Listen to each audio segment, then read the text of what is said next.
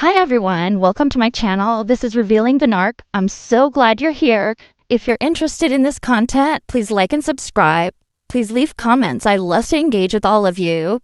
And it also helps the algorithm if you like and subscribe and you comment for my videos to get out there to more people.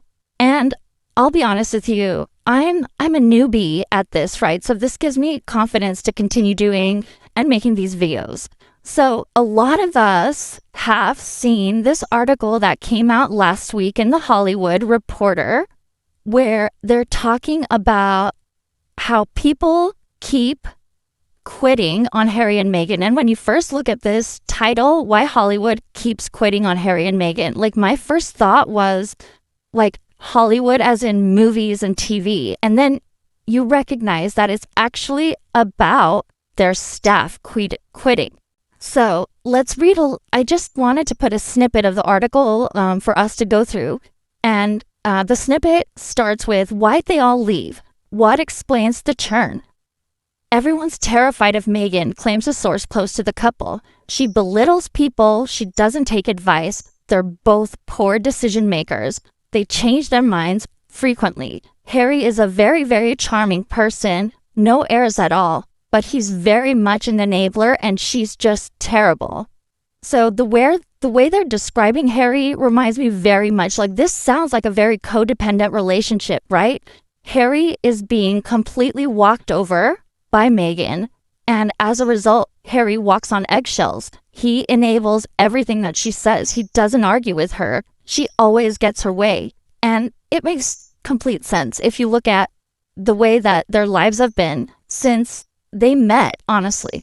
Okay, so let's continue with the article. In 2018, Markle's treatment of two royal aides prompted Buckingham Palace to investigate the then princess for bullying behavior. Though the results of the inquiry were never released, Markle denounced the effort as a calculated smear campaign. But some of the couple's stateside staff members also reserved special bile for Markle, whose reported penchant from noisy tantrums and angry 5 a.m. emails has earned her the in-house moniker Duchess Difficult. She's absolutely relentless, says one source. She marches around like a dictator in high heels, fuming and barking orders. I've watched her reduce grown men to tears. So, we've all heard these allegations from before. And this was when Meghan was a duchess, or when she was considered a working royal. And now we're hearing it after they left the royal family, okay? So as of right now, we can say from 2018, let's call it, until 2024, we have heard this behavior both within the British royal family and also in the United States. But what I wanted to talk about today are allegations from before she even met Harry. And we're going to do a flashback to when she was a spokesperson for a clothing line called Reitman's. To start us off, I'm going to head to 2015 in Tom Bower's book, Revenge, and I'm in chapter 9. So in chapter 9, Tom Bower talks about how Meghan Markle was looking she was looking to make money, right? So she ended up signing a contract with this company called Reitman, and Reitman was considered, it was Canada's largest women's clothing retailer. And they had 700 stores. Most of the clothes were considered affordable clothes, right? So this would be something where the average person could afford. And Meghan, she didn't like it because associating herself with Reitman's, a brand whose clothes cost under 100 Canadian dollars, could impact her. So she felt she was above that, but she would be paid $162,000 plus 7% royalties on the campaign. So she ended up starting filming on August 6th, and she checked into Montreal's Ritz Hotel. A list of demands preceded her. So I'm reading from Bauer's book. She requested in her room and on location green juices, vegetables, and high-end bottled water. Evian and Fiji water were rejected in favor of a designer brand. The 2-day shoot went well, but ended on a sour note. The car to take her back to the airport was not booked. Meghan exploded, but she made her flight. The campaign, TV commercials, billboards, and social media was estimated to have increased Reitman's sales by over 15%. So I'm going to stop reading there. There's a second campaign that Meghan does, and we'll get to that one in a minute. But so there's a lot to digest here, right? So this list of demands, and I mean, high-end bottled water, Evian and Fiji are not good enough. I mean, where I live, Evian and Fiji are a pretty high-end water, like bottled waters. So I don't know what she was expecting, especially when she was an unknown TV actress. Nobody really knew her.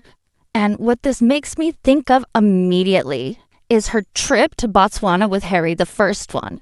And in Harry's book Spare, and I'm just, don't quote me on exactly how he said this, but he talks about how surprised he was that she was so low maintenance. How can that be? She was not low maintenance if you look at how she was behaving in 2015. And then she flips out because there's no car to take her to the airport for her to catch her flight, but she never even missed the flight. So she threw a tantrum to these people that are paying her $162,000 plus 7% royalties for, I think, what did it say? Just a couple days worth of work. 2 days. It says it was a 2-day photo shoot.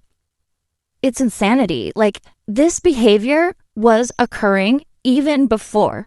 And when there's smoke, there's fire, right? How many people have come forward and said and talked about Meghan's bullying behavior, right? It's not just Buckingham Palace. It's not just the people that work for them for Archewell.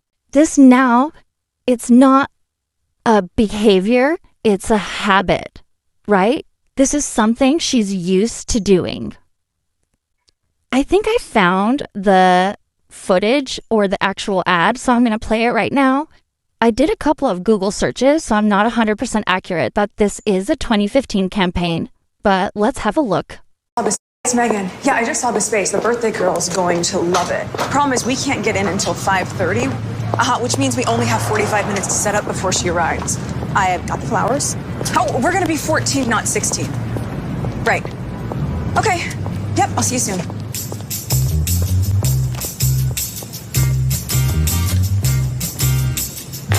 The right pair of jeans makes you feel good. Really good. Reitman's, really.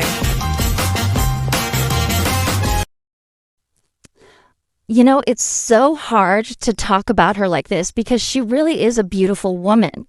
Like, I really want to like her. But her behavior is just cruel and mean. And I did have to laugh when she said their party went from 16 to 14 people. And I was like, well, yeah, 2 people are like, we don't want to hang out with you. We're out. We are not coming to that party. Okay, so the next excerpt I want to go to is her second ad that she did with Reitman's. And I'm sorry, I guess I mispronounced it, the store name earlier. But the second ad she did was in 2016.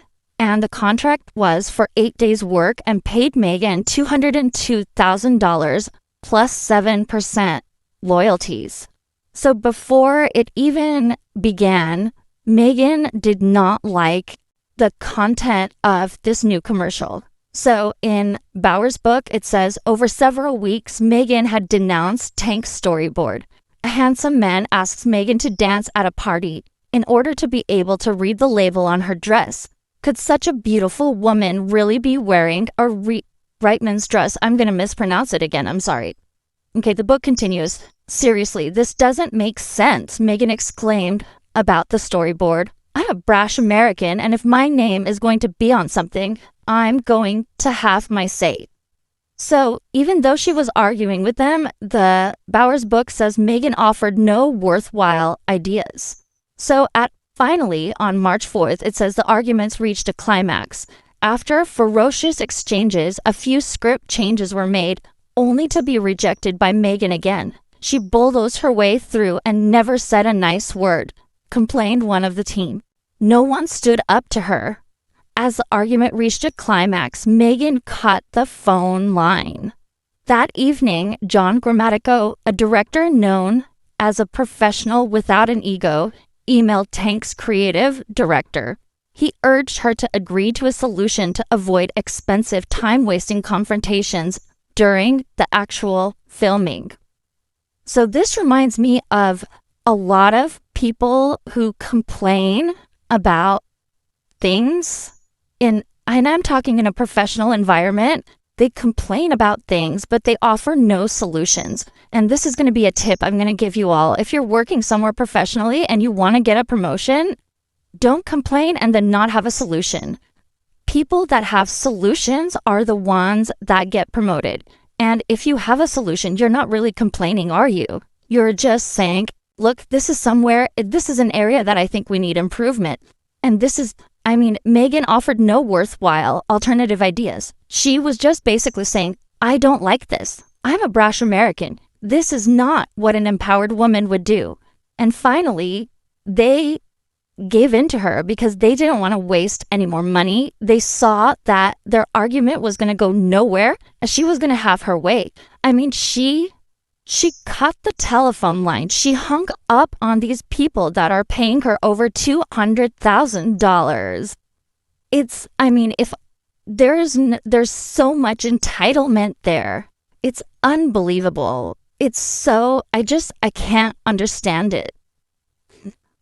Okay, so let's continue. So to prove her importance, she demanded additional special treatment. Unhappy that her executive suite for $1,531 Canadian dollars per night was only a master bedroom, living room, and powder room, Meghan demanded that the agency reserve a bigger suite at the more expensive Galt Hotel. She insists, said her agent. The production team resisted. She wants photographs of the hotel rooms and the rooms assigned to her on the set, shouted her agent. Next, Meghan demanded that she be registered in the hotel under an alias, Jane Smith. Her identity must be kept a secret, said her agent, Lori Sale, or Saleh, I'm not sure. Meghan doesn't want to be hassled by the hotel staff, other guests, or photographers. The production team were flummoxed. No one in French-speaking Montreal knew Meghan. Okay, so much to say here, right? So nobody even knew her, but she doesn't want to be photographed. That's really hypocritical to say when you're the one calling the photographers. Oh my, her identity must be kept secret. Can you believe that? Girl, you don't need to have your identity kept a secret. Nobody knew you. Nobody knew who you were. Oh my goodness, she must not be hassled by hotel staff. Oh my goodness, you guys. It's ridiculous. Okay, so let's continue to another incident that happened there. 2 hours had been allocated for completing her hair and makeup, and at the last minute, she wanted to paint her nails. So during that session, she was talking about life with Felix, her trusted hairdresser. The manicurist, a woman in her late 30s, joined the conversation. According to those involved, Meghan was rude and unpleasant. The manicurist was stunned. There was silence as her nails were finished. The manicurist was dismissed. She left the location in tears. This unusual situation caused me stress, she later confessed. It still haunts me. Bullying behavior as far back as 2016 to someone who's at the last second was accommodating to her and painted her nails. And all she did was try to join in on a conversation she's having with the hairdresser. Imagine you're the manicurist, right? You don't know how close of a relationship perhaps Meghan has with her hairdresser. So you just assume that Meghan likes to talk to the people that are in charge of her her look, right? So she just wanted to contribute to the conversation.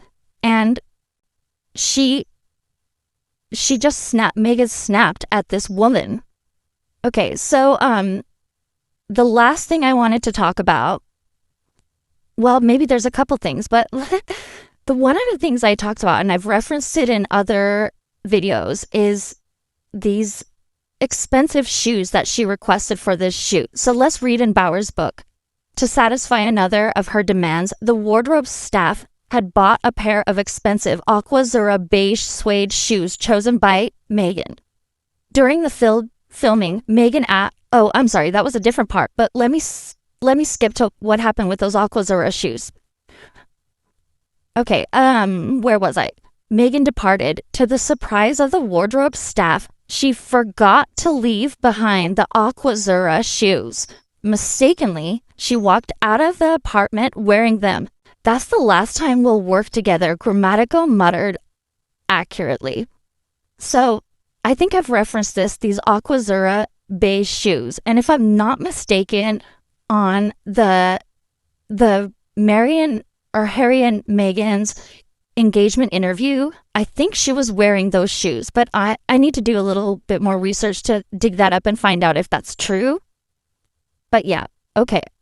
So another thing I wanted to talk about, written in Bauer's book, is during the filming, Meghan was asked, "What Canadian woman inspires you?" She laughed and asked for examples. "None of them inspires me," she replied. "You can't make me say something I don't want to or don't believe in." She's living in their country and she's insulting them. And this is behavior that happened in 2016 and mirrors what happened in 2019, 2020, and then when she left England. It's like I'm stunned.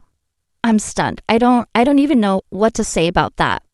So what I'm going to do next is I'm going to show you the ad that was filmed during this campaign. Oh. Sorry. Hey, you're Meghan Markle. Yeah, hi. Come on and look at me now. I'm the one and only.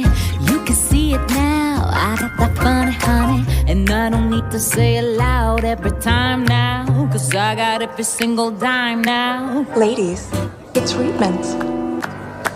Really? It's a woman's world now. Set it up for me with style. So I just want to say that I really tried looking at that ad and you can't even see her shoes. So this company went and purchased these shoes to be used in the ad that were later accidentally removed. And there's no footage of them in the video. So I just did some digging and I came across this article on a website called Meghan's Mirror. And it's from, I'm not sure exactly when it's from, but it says, "Ever wanted to peek into Meghan Markle's shoe closet? Back in 2016, she let us do just that as she showcased several pairs of her shoes. We identified all the shoes in the photo for a fun collaboration in 2018. So I believe it's the shoes on the left that are the Aquazzura shoes that she may have taken allegedly. And on the right, I put the picture of the day Meghan and Harry had their engagement interview, and the shoes she's wearing, those are Aquazzura as well. So that's why I was wondering if it could be the same shoe. Maybe what I need to do is look into when the shoes on the right were released to see what the timeline, if the timeline matches up. But in either case, they were a beige pair of Aquazzura shoes that went missing. So I think this is good imagery to finish off this video with, because I'm obsessed with shoes. So we can see all these beautiful pairs of shoes here. And the conclusion of all this is that Meghan's bullying behavior began long before she was in Buckingham Palace and long before she moved back to the United States. What this is not, this is someone's character, right? Because there's such a long history of this and there are so many different people, so many different organizations that have encountered this behavior by Meghan. So it's not a smear campaign. It's people telling the truth about what happened. So, in my opinion, when there's smoke, there's fire, and there's a lot of smoke here from a lot of different sources. I hope you enjoyed this video. I wanted to remind you again, please like and subscribe and leave me comments. I'd love to hear from all of you, and I hope you all have a great day.